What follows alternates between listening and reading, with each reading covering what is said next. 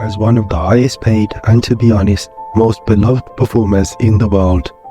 Robert Downey Jr. has more than earned his reputation in the public eye. He has established himself as one of the greatest performers of his generation over the previous 50 years. Most renowned for his roles as Sherlock Holmes in Guy Ritchie's series of films Chaplin in 1992, and of course Tony Stark, or otherwise known as Iron Man, in the Marvel Cinematic Universe. But this industry veteran's path to prominence started with an unusual background that featured an early absorption into a drug-addicted Hollywood lifestyle. Even as the golden kid of the box office, Robert Downey Jr. would therefore fight a number of well-known personal issues, such as addiction. In the mid-2000s, this beloved movie star miraculously recovered from what seemed to be the end of his career by beating the habit with the support of producer Susan Downey, who would later become his future wife. However, where did this motivational path towards recovery and stardom in Hollywood start? This is Robert Downey Jr.'s heartbreaking real-life story.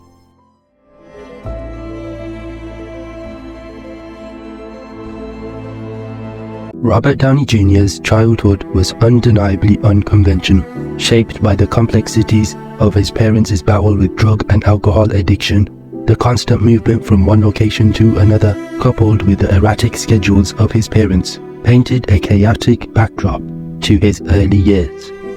The separation of his parents at the tender age of 13 added another layer of disruption.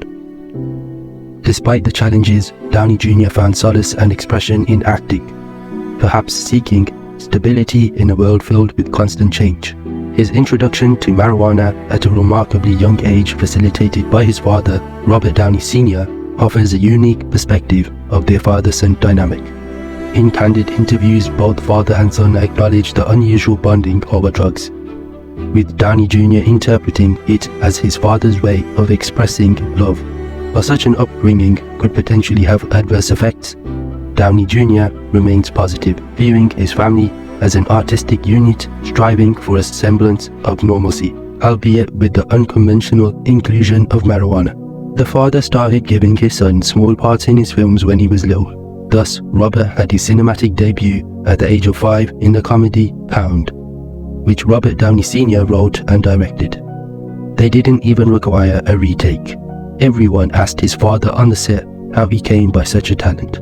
According to Robert Sr., already on the way home, when his son was jumping up and down with happiness, he realized that school was not for him. He was destined to become a famous actor. When he was a teenager, he went to the Stage Door Manor Performing Arts Training Center in upstate New York. Following his parents' divorce in 1978, Downey relocated to California with his father.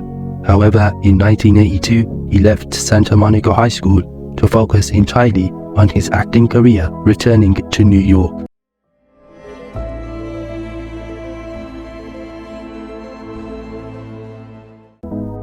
Downey started exploring his career in theater with roles in productions like Norman Lear's short-lived off-Broadway musical American Passion at the Joyce Theatre in 1983. He was one of the newer cast members chosen for Saturday Night Live in 1985, but he and the majority of the new group were fired and replaced after a year of low viewership and criticisms of their comedic abilities. Downey was even chosen as the worst cast member of Saturday Night Live throughout its history by Rolling Stones. In the 1987 adaptation of Bret Easton Ellis's novel Less Than Zero, Downey portrayed Julian Wells, a drug-addicted affluent youth whose life quickly falls out of his hands. Many people appreciate his performance, with Janet Massin of the New York Times called it desperately moving. Downey, however, has stated that because of his drug use, which made him an exaggeration of his character in real life, the role was like the ghost of Christmas future for him. He then played Charlie Chaplin in the 1992 film Chaplin, a part for which he studied hard, learned to play tennis and the violin with his left hand. At the 65th Academy Awards, Downey was nominated for Best Actor for this performance, but he lost to Al Pacino in Scent of a Woman.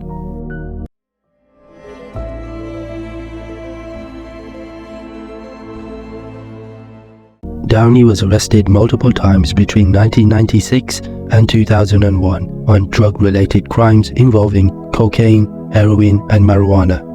After completing drug treatment programs, he told a judge in 1999 that he enjoyed the taste of gunmetal and felt as though he had a shotgun in his mouth with the finger on the trigger. While driving down Sunset Boulevard in April 1996, Downey was pulled down for being in possession of heroin, cocaine, and an unloaded .357 Magnum pistol. He was on parole when 1 month later, he used a controlled substance to break into his neighbor's house and dozed off in one of the beds. Along with a mandatory drug test, he was placed on probation for 3 years. He was forced to serve 6 months in the Los Angeles County Jail in 1997 after failing one of the court-mandated drug tests. In 1999, Downey was arrested once more following his failure to appear for a mandatory drug test. Downey was given a 3-year prison sentence at the California Substance Abuse Treatment Facility and State Prison in California, even though his attorney, Robert Shapiro, assembled the same group of attorneys who had successfully defended O.J. Simpson during his criminal trial for murder. Downey was unexpectedly released from the California Substance Abuse Treatment Facility and State Prison after almost a year there, provided he posted a $5,000 bail. The judge's decision to grant him early release was based off of Downey's cumulative time in incarceration facilities from his initial 1996 arrests. A week after his 2000 debut, Downey played a new love interest in the cast of the popular television series Ally McBeal. He received the Golden Globe for Best Supporting Actor.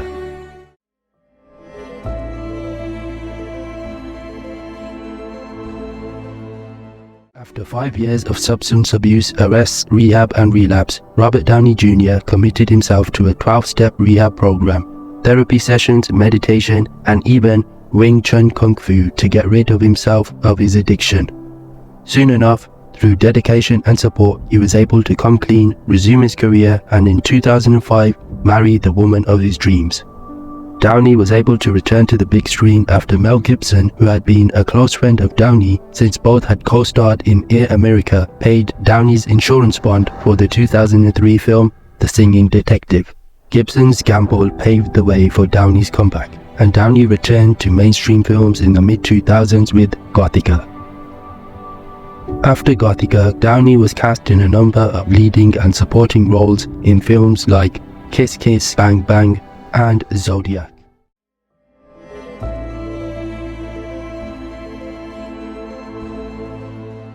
The years spanning 2008 to 2019 marked a transformative and triumphant era in the illustrious career of actor Robert Downey Jr. This period propelled Downey Jr. to unparalleled heights of success, from the groundbreaking Iron Man 2008 to the emotionally charged Avengers Endgame in 2019. Downey Jr. not only rejuvenated his own career but also played an instrumental role in shaping the landscape of contemporary cinema. At the heart of Downey Jr.'s remarkable resurgence was his embodiment of Tony Stark, the charismatic and brilliant billionaire with a penchant for heroism. Iron Man 2008, directed by Jon Favreau, not only launched the MCU but also showcased Downey Jr.'s impeccable ability to infuse wit, charm, and vulnerability into a superhero character. This film set the stage for a series of MCU blockbusters that would dominate the global box office for over a decade. Downey Jr.'s Tony Stark became the linchpin of the MCU, appearing in multiple films such as The Avengers, Iron Man 3, Avengers Age of Ultron, Captain America Civil War, and Avengers Infinity War. The actor's ability to navigate the complex emotional spectrum of his character, from humor to introspection, resonated with audiences and critics alike, contributing to the unprecedented success of the MCU. As the MCU's narrative unfolded through its phases, Downey Jr.'s Tony Stark underwent a profound character arc, adding layers of complexity and emotional depth. This was particularly evident in the culminating chapter in Avengers Endgame.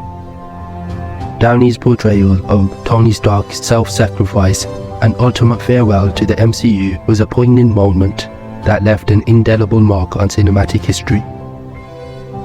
While Downey Jr.'s portrayal of Iron Man became legendary, he showed his versatility by taking on roles beyond the superhero genre. The Sherlock Holmes film series, where he brought the iconic detective to life, demonstrated his range of an actor.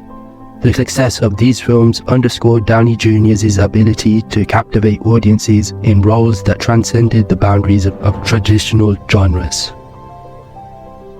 Notably, Robert Downey Jr.'s post-2019 career has seen him continue to explore diverse and complex and compelling roles, extending his impact beyond the realm of superheroes. His foray into the world of classic literature was marked by the role of Dr. John Dolittle in Dolittle, showcasing his ability to bring charm and eccentricity to a beloved character.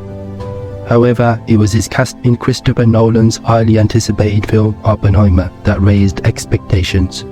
This role offered Downey Jr. a platform to delve into a historical drama and showcase his dramatic prowess. The performance led to Downey winning the Golden Globe for Best Supporting Actor. Robert Downey Jr.'s journey is a testament to the undominable spirit of the human resilience and reinvention. From the shadows of personal struggles to the dazzling heights of cinematic success, he has not only etched an enduring legacy on the silver screen, but also became a beacon of inspiration for those facing their own challenges. In this ever-evolving saga, Robert Downey Jr. remains a symbol of tenacity, a living embodiment of the possibility that regardless of where one begins, the journey is ultimately defined by the destination one aspires to reach.